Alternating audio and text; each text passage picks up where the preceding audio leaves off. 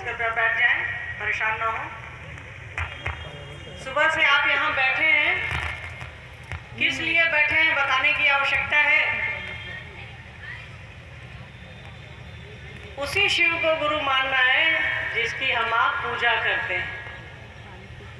अभी आपके पड़ोस में बाबा हरिहर नाथ हैं, और भी कई सारे मंदिर और छोटे छोटे जगह पे चौपाल पर शिवलिंग और ये सब हमारे आपके घरों में दिखते हैं। हर जगह चौपाल, कचहरी, रोड, चौराहा हर जगह दिख जाते हैं।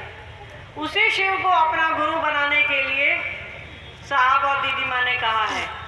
वही घर घर के बाबा जो परमात्मा है, परमेश्वर है, भोले बाबा हैं, शंकर है। यहाँ महिलाएं ज़्यादा हैं। अभी तीज बीता है, तीज में जिस शिव और शंकर, गौरी शंकर को लिखते हैं, उसी शंकर को गुरु बनाने के लिए साहब ने कहा है। उस महादेव को गुरु बनाइए जो हमारे आपके घरों में पूजित है। कोई आसमान से नहीं आया है, हमारे आपके बीच है। बस हम आप उसको एक कोना पकड़ा दिए हैं। चीज़ें तो मांग लेते हैं, सामान तो मांग लेते हैं, सुख मांग लेते हैं, सुविधा मांग लेते हैं, धन संपत्ति, बेटा बेटी सब मांगते हैं, पर उससे ज्ञान नहीं मांगते हैं। सब कुछ उसी का है तो ज्ञान भी उसी का है। तो साहब ने कहा कि वो हमारे आपके घरों में जो पूजित है वो ज्ञान का भी सबसे बड़ा मंदिर है, सबसे बड़ा स्कूल, सबसे बड़ा कॉलेज। सामने कॉलेज है, देखिए, ये महाविद्यालय है। शिव दुनिया के सबसे बड़े महाविद्यालय हैं, दुनिया का सबसे बड़ा स्कूल, दुनिया का सबसे बड़ा कॉलेज, दुनिया की सबसे बड़ी यूनिवर्सिटी और दुनिया का सबसे बड़ा टीचर। गुरुओं के गुरु हैं, गुराधिपति हैं। कहा गया है देवताओं के भी गुरु हैं, वो विश्व गुरु हैं, जगत गुरु हैं। उन्हीं को साहब ने कहा कि आप उनको अपना गुरु बनाइए, उनसे ज्ञान अर्जित कीजिए। सब कुछ लेते हैं, थोड़ा ज्ञान भी ले लीजिए। ज्ञान लेने से हमारा आपका जीवन अच्छा गुजरेगा। कख गगत तो हम आप सीख लेते हैं, जो किताबी ज्ञान है, पर जिंदगी का ज्ञान, जीवन का ज्ञान वो शिव देते हैं, गुरु देते हैं। और उनसे बड़ा गुरु कोई नहीं है धरती पर, उनसे बड़ा कोई शिक्षक नहीं है, कोई उनसे बड़ा देवता नहीं है। उनको महादेव कहा गया है, जो देवताओं में भी महान है, महादेव। जो ईश्वरों में ईश्वर है, उनको महेश्वर कहा गया है। जो ईश्वरों के बीच भी उनका ईश्वर है, उनको महेश्वर कहा गया है, जगत गुरु कहा गया है, महाकाल कहा गया है, महामृत्युंजय कहा गया है। हमारे आपके घरों में कोई बीमार पड़ता है तो कहते हैं लोग कि महामृत्युंजय कराइए। महामृत्युंजय शिव को कहा गया, शिव का ही एक स्वरूप है कि वही हमको और आपको मृत्यु पर विजय दिला सकते हैं। जो मौत पर भी विजय दिला सकता है वो है महामृत्युंजय। तो वे उन्हीं से हमको और आपको ज्ञान मांगना है। इसके लिए साहब ने 3 विधाएं दी हैं, साहब ने 3 सूत्र दिया है, और ये बहुत ही आसान सब 3 सूत्र हैं। मतलब पहला सूत्र है कि हे शिव, आप मेरे गुरु हैं, मैं आपका शिष्य हूँ, मुझे शिष्य पर दया करिए। तो यहाँ संबंध बनाना है। संबंध बनाने के तरीके को साहब ने बस बताया है हमको और आपको कि आप मेरे हैं, मैं आपका हूँ। हम लोग कहते हैं ना कि मेरा सामान है, मेरा बच्चा है, मेरे घर के लोग हैं, मेरी चप्पल है। अभी हम आप सब यहाँ बैठे हुए हैं, सबका ध्यान कहीं ना कहीं अपने चप्पल पर होगा। हम तो डर से मोजा भी नहीं खोलें कि गुम ना हो जाए। बताइए, सच्चाई यही है। कमोबेश अभी तो आप हाथ हिला रहे हैं नो नो नो नो करके, आधा घंटा बाद चप्पलवा नहीं मिलेगा ना, तो सब हाँ हो जाएगा, समझी। तो बस छोटा से छोटा जो इम्पोर्टेंस है हमारी चीज़ों का, छोटा से छोटा जो महत्व है हमारी चीज़ का, महादेव को उतना ही दीजिए ना, उतना ही महादेव को दीजिए। साहब ने ये नहीं कहा कि आप उसको सब कुछ दीजिए। अरे भाई, हम आप उनको दे क्या सकते हैं? कुछ नहीं दे सकते। जो हमको और आपको दिया है उसको हम आप क्या देंगे?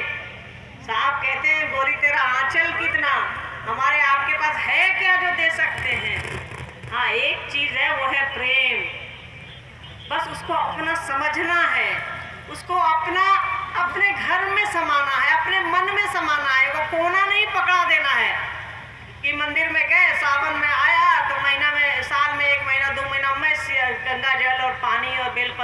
डाल रहे हैं महादेव को। जीवन भर उसको अपना समझिए। जीवन भर जैसे आपकी चीजें हैं, बच्चे हैं, बच्चों को हम आप दूर नहीं कर पाते हैं, बच्चे हम लोगों को दूर कर देते हैं। सोचिए जिसके लिए हम आप मरे रहते हैं वही हमको और आपको छोड़ देता है। शिव के लिए कोशिश करिए अपना समझने की।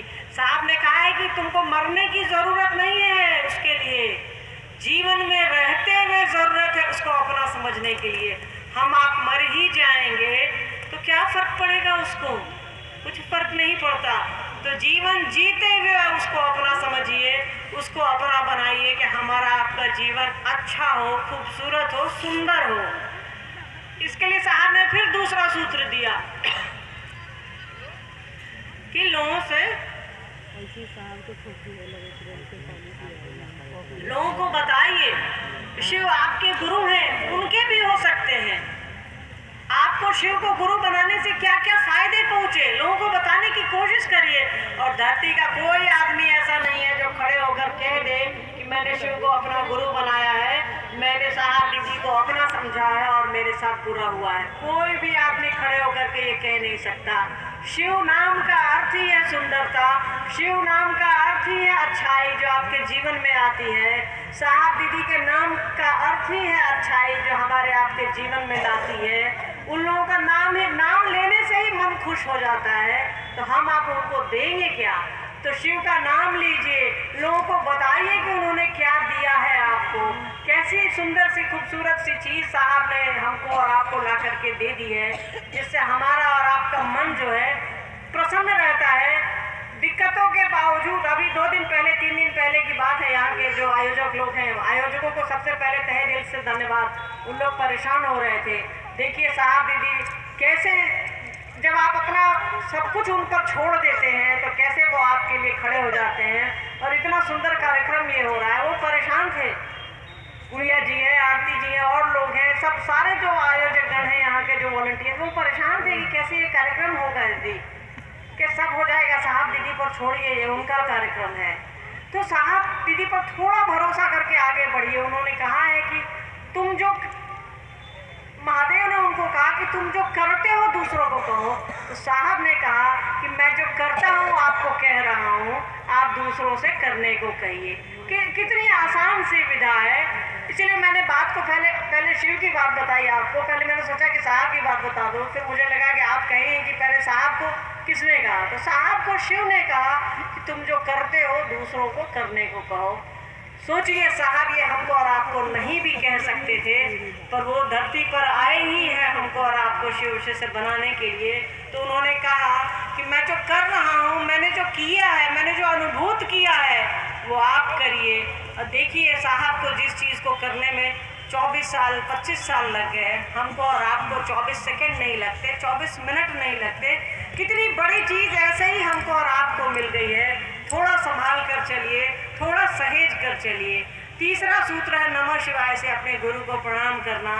इसकी विधाएं है, आप उंगलियों पर कर सकते हैं, आप माला पर कर सकते हैं, रुद्राक्ष की माला हो या मिट्टी की माला हो या कोई भी माला हो, आप स्वतंत्र हैं माला चुनने के लिए।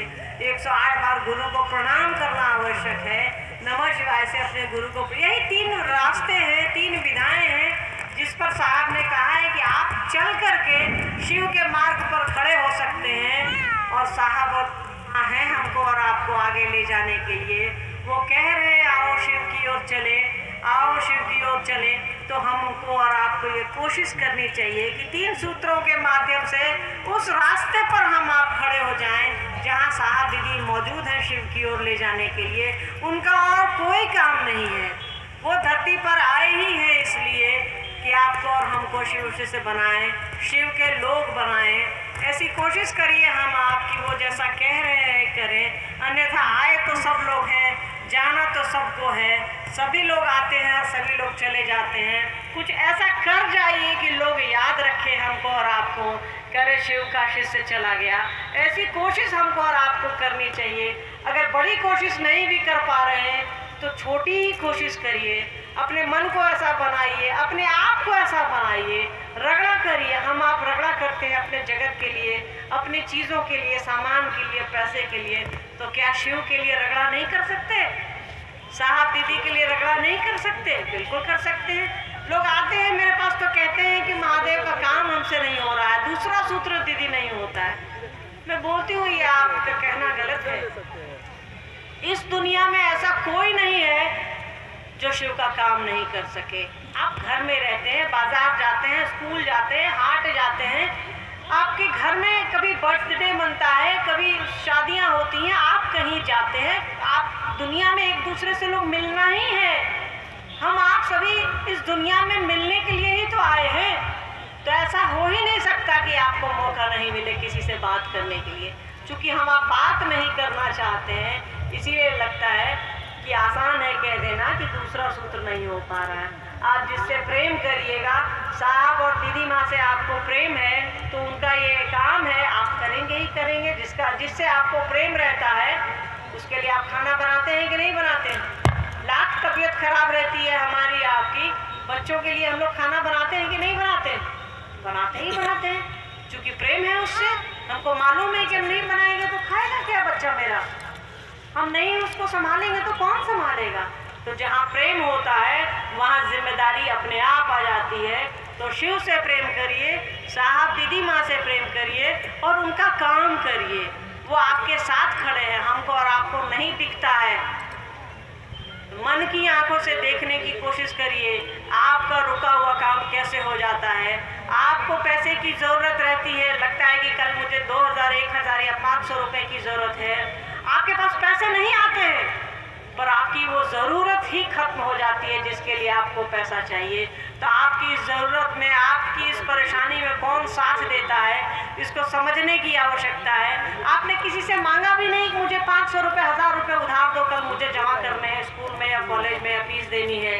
पर महादेव की दया और साहब दीदी के आशीर्वाद से आपको वही मास्टर कहता है कि रहने दीजिए ना मैडम, 2 दिन बाद दे दीजिएगा, कोई बात नहीं है। देखिए कैसे आपकी और हमारी परेशानियों को साहब और दीदी माँ ठीक करते हैं। तो थोड़ा तो एहसान मानना ही पड़ेगा ना उनका। हमारी आपकी मदद करने के लिए कोई नहीं आता। अगर हम आप शिव से नहीं रहते तो क्या इतने प्रेम से इतने यहाँ लोग बैठे हैं? बैठते क्या?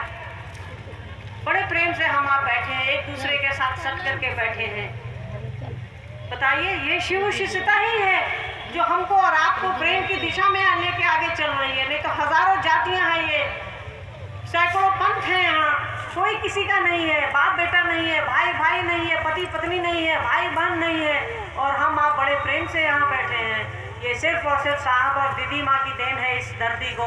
तो इस काम के लिए जो उन्होंने प्रेम कर दिया, जलाया है हमारे आपके दिलों में, उनको याद रखिए और जैसा वो कहते हैं वैसा करने की कोशिश करिए। वो कह रहे हैं कि आओ चले शिव की ओर, उनके साथ हो चलिए। वो कह रहे हैं कि शिव शिष्य बनिए और शिव शिष्य बनाइए, तो लोगों को प्रेरित करिए, शिव शिष्य बनिए और खुद भी बने रहिए। जब तक रसगुल्ला आप खाएंगे नहीं, उसका स्वाद आप बताएंगे कैसे? घर में खाना बनता है, सब्जी बनती है, तो जब तक कोई खाएगा नहीं वो कैसे बताएगा कि उसमें नमक तेज है या कम है, चाय मीठी है या फीकी है? कोई पिएगा तभी बताएगा। तो शिव शिष्य बनिए और लोगों को प्रेरित करिए कि शिव मेरे गुरु है, आपके भी हो सकते हैं। हाँ मेहमान जानू चल गेला। जिज्ञासा है जीव भाव क्या है, शिव भाव क्या है एवं शिव भाव कैसे जगेगा। बड़ी बड़ी जिज्ञासाएं देंगे तो मैं ही डर जाऊंगा। बताइए, उस गोल विद्यार्थी को बड़का बड़का सवाल दे दिए। जीव भाव क्या है, शिव भाव क्या है और शिव भाव कैसे जन्म लेगा? सुनो ना, लाइन पर याद रहे क्या आपका सवाल? जीव भाव क्या है? जीव मतलब हम आप, जीव भाव यानी जगत का भाव, दुनिया। ये जो दुनिया है, ठेठ भाषा में समझिए, ये जो दुनिया है जहाँ हम आप जी रहे हैं, इसका भाव। कोई मेरा 1 रुपया ले लिया, आज वापस नहीं किया, इसको कहते हैं जीव भाव। पड़ोसी सामने चप्पल खोल करके चला गया, मेरे हिस्से में जो आया है उसमें चप्पल कोई कैसे खोल दिया, मेरा हिस्सा नहीं मिला तो कहाँ गया? कितना कितना हिस्सा लीजिएगा? हिस्से में महादेव और साहब दीदी हैं, उसको लेने की कोशिश करिए। यही है जीव भाव। मेरा, ये मेरा है, ये मेरा है, ये है जीव भाव। मेरी चीजें, मेरा घर, मेरा मकान मकान, मेरी ज़मीन सब यहीं रह जाएंगे। और जो आपके साथ जाएगा वो है शिव भाव।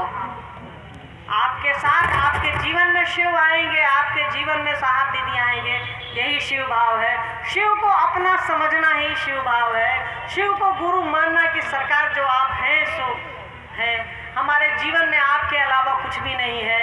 हमारा जीवन ये तो जगत है, ये तो यहीं अभी टुनक जाए ना, सबसे पहले आप लोग भाग जाइएगा उठ करके। दुनिया है ये, यही जीव भाव है। कोई मर जाता है तो सबसे पहले हम आप बाहर करते हैं, डर लगने लगता है। अभी हमको देख करके आप मेरी बात सुन रहे हैं, अगर मैं टुनुक जाऊं यहाँ तो सबसे पहले भागने लगिएगा। जीवन है, हो सकता है हम भी यही करें, आप भी यही करते हैं। इसको कहते हैं जगत का भाव। इसी भाव को बदलने की प्रक्रिया है शिव की शिष्यता। यहाँ जो हाय हाय मचाए हुए हैं हम कि मेरा एक धूर कोई ज़मीन ले लिया, मेरी एक स्क्वायर फीट कोई ज़मीन ले लिया, मेरे मकान में कोई कांटी ठोक दिया, मेरी चप्पल कोई ले लिया, मेरा सामान कोई ले लिया, मेरे कोई पैसे ले लिए। अरे भैया सब यहीं रह जाएगा। मकान, चप्पल, पैसा, कौड़ी, कांटी, आपके साथ जो जाएगा वो शिव है और साहब दीदी हैं। अपने आप को ऐसा बनाइए कि हम और आप जब मरते रहे तो याद रहे कि मेरे गुरु शिव हैं, हम आप साहब दीदी के आदमी हैं। ये है शिव भाव और जगत का तो अपना भाव है। साहब दीदी के आशीर्वाद से ही शिव भाव जगेगा, शिव की दया से ही शिव भाव जगेगा। शिव की दया का ही खेला है सब कुछ, शिव की दया का ही परिणाम ये शिव की शिष्यता है। साहब दीदी के आशीर्वाद का ही परिणाम ये शिव की शिष्यता है। तो साहब दीदी से जुड़े रहिए, महादेव से जुड़े रहिए, हमारा आपका शिव भाव जगा रहेगा। बनो तो शिव, रहो तो शिव और जियो तो शिव। दीदी समझाने का कृपा करें। बनो तो शिव, रहो तो शिव, जियो तो शिव। साहब की पंक्ति है, उनकी किताब की पंक्ति है ये। हम लोग किसी का नकल उतारते हैं ना, बनने की कोशिश करते हैं, तो बनना है शिव जैसा, बनना है साहब दीदी जैसा, रहना है शिव जैसा। उसके पास सब कुछ है, क्या नहीं है, वो पूरी सृष्टि का मालिक है और शमशानी भी है, उमापति भी है और निहंगी भी है। क्या नहीं है उसके पास? सबसे खूबसूरत दुनिया उसकी है और शमशानी भी वही है। तो बनना है उसी के जैसा, रहना है उसी के जैसा और जीना भी उसी के जैसा है। उसकी दुनिया में देखिए आपको बाघ, बैल, बकरी, मोर सब मिलेंगे। वैसे ही हमको और आपको कोशिश करनी है कि हमारी दुनिया में भी जहाँ अमीरी का इतना बड़ा अंतर है, गरीबी का इतना बड़ा अंतर है, इतनी जातियाँ हैं, इतने धर्म हैं, सबको एक कर दें। कोई अमीर है तो वो भी मेरा अपना है, कोई गरीब है, कोई रिक्शा चलाता है, कोई कूड़ा चूनता है, वो भी मेरा उतना ही है। शिव के शिष्य कभी भेदभाव नहीं करते। हम लोगों ने सीखा ही नहीं है शिव की शिष्यता में। हम आप साहब दीदी के लोग हैं, भेदभाव करना नहीं जानते हैं। तो साहब ने कहा बनो तो शिव, रहो तो शिव और जियो तो शिव। नदियों के नाला हो जाने से, हवा को धुआं हो जाने से और खाने को जहर हो जाने से बचे। इस पर विस्तार से शिवानी बनो। नदियों के नाला हो जाने से, हवा को धुआं हो जाने से, खाने को जहर हो जाने से बचे। इस पर विस्तार से बताइए। बहुत ही बढ़िया लाइन है। नदियों के नाला हो जाने से, नदी बड़ी होती है, नाला छोटा होता है। शिव के शिष्य बड़ा सोचते हैं, साहब दीदी के लोग बड़ा सोचते हैं। तो नाला तो छोटा होता है, छोटा सोचते हैं क्या हम आप? शिव के लोग हैं हम आप, साहब दीदी के लोग हैं, छोटा नहीं सोचते हैं, बड़ा सोचते हैं। तभी तो इतना प्यार से बैठे हैं यहाँ। और है हवा को धुआं हो जाने से, हवा का हवा है, अगर रुक जाए तो हम आप सांस नहीं ले सकते, और धुआं अगर हो जाए तो भी हम आप सांस नहीं ले सकते। हवा हमको और आपको जिंदगी देती है, धुआं हमारा और आपका जिंदगी ले लेती है। जहाँ धुआं होता है रसोई में, जहाँ लकड़ी आजकल तो कम होता है, पहले के ज़माने में जो वो लकड़ी पर खाना पकता था तो धुआं हो जाता है। देखती होंगी दम घुटने लगता है हमारा आपका। तो इसके अर्थ को समझना है कि जो छोटी चीज़ है उससे हमारा दम घुटने लगता है। अरे हम शिव के शिष्य हैं, साहब दीदी के लोग हैं, हम लोग छोटे नहीं हैं, हमारी सोच बड़ी है। ये अलग बात है हमारे पास पैसे नहीं हो सकते, हमारे पास 5 जोड़ी कपड़े नहीं हो सकते, तो मिजाज से शिव का शिष्य बुलंद रहता है, मिजाज से साहब दीदी का आदमी बुलंद रहता है। यही है हवा से धुआं हो जाना, मतलब बड़े से छोटा हो जाना। हम आप छोटा नहीं सोचते, शिव के लोग छोटा नहीं सोचा करते हैं। शिव के लोग आसमान से भी ऊंचा उड़ते हैं, आसमान से भी बड़ा सोचते हैं। इसका अर्थ यही हुआ। हो गया? हाजीपुर में अभी 2 शिव चर्चा हुआ है, जिस मंच पर साहब दीदी के अलावा औरों का फोटो लगाया गया और पुष्पांजलि अर्पण किया गया। यह कहाँ तक उचित है, हम लोगों को दिशा निर्देश दें। हाजीपुर शिव शिष्य परिवार कार्यालय।